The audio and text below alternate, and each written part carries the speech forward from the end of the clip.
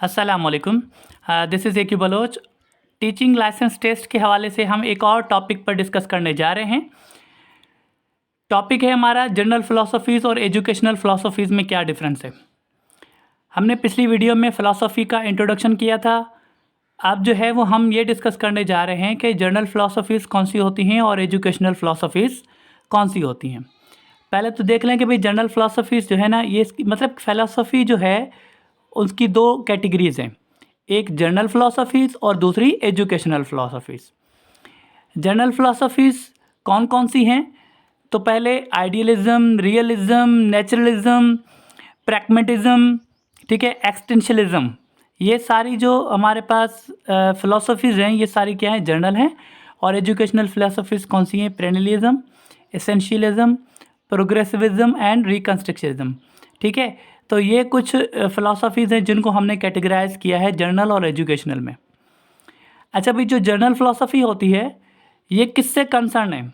ये कंसर्न होती है नेचर से, ठीक है, कुदरत से, रियलिटी से कंसर्न होती हैं, नॉलेज से और एग्जिस्टेंस यानी इंसान का जो वजूद है उस पर जो है ना मुश्तमिल होती है। ये जो जनरल फ़िलासफ़ी हैं ये मुश्तमिल होती हैं नेचर पर, रियलिटी पर, नॉलेज पर, इंसान की एग्जिस्टेंस पर, मौजूदगी पर जो है ना वो मुश्तमिल हैं ये सारी फ़िलासफ़ीज़। अच्छा, एजुकेशनल फ़िलासफ़ीज़ जो है ना वो सिर्फ एजुकेशन से रिलेटेड हैं। ये गाइड करती हैं टीचिंग मेथड्स के हवाले से, पढ़ाने के तरीके के हवाले से, निसाब के हवाले से हमें बताती हैं, क्लासरूम में किस तरीके की प्रैक्टिस होनी चाहिए ये बताती है हमें कौन? Educational philosophies. ठीक है, तो जो जनरल फ़िलासफ़ीज़ होती हैं वो तो ओवरऑल नेचर, रियलिटी, ओवरऑल चीज़ों पर बात करती हैं, ठीक है, नेचर पे बात करती हैं, ठीक है।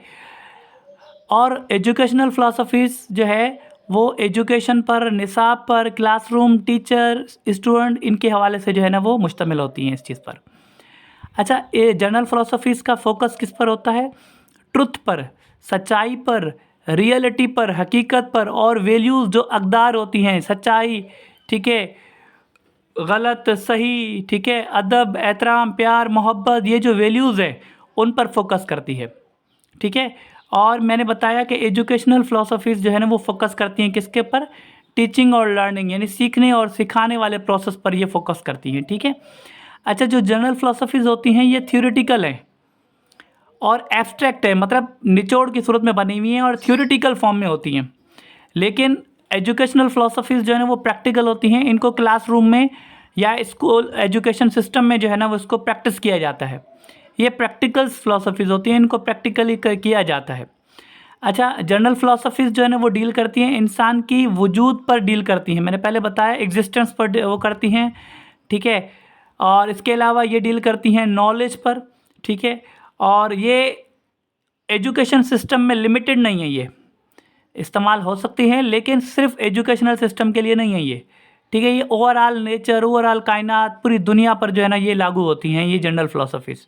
लेकिन जो एजुकेशनल फ़िलासफ़ीज़ होती हैं वो सिर्फ एजुकेशन में होती हैं और ये मुख्तलिफ़ चीज़ों में हेल्प करती हैं, करिकुलम डेवलप करने में हेल्प करती हैं, ठीक है। और ये लिमिटेड होती हैं कहाँ पर? हमारे एजुकेशन प्रोसेस में जो है ना वो लिमिटेड होती है, यानी इनका ताल्लुक टीचर और स्टूडेंट के ऊपर होता है, सही है।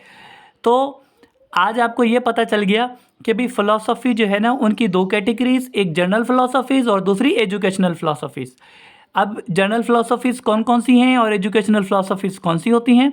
जनरल जो आम रोज़मर्रा की ज़िंदगी में इस्तेमाल होती हैं, पूरी दुनिया में इस्तेमाल होती हैं, ठीक है, ये वो हैं। और एजुकेशन प्रोसेस में जो इस्तेमाल होती हैं वो ये हैं, ठीक है। अब नेक्स्ट वीडियो में हम इंशाल्लाह आइडियलिज़म जो है उसके बारे में डिटेल में बात करेंगे कि आइडियलिज़म क्या है और ये फ़िलासफ़ी क्या कहती है। उम्मीद है कि ये चीज़ समझ में आ गई होगी, ठीक है।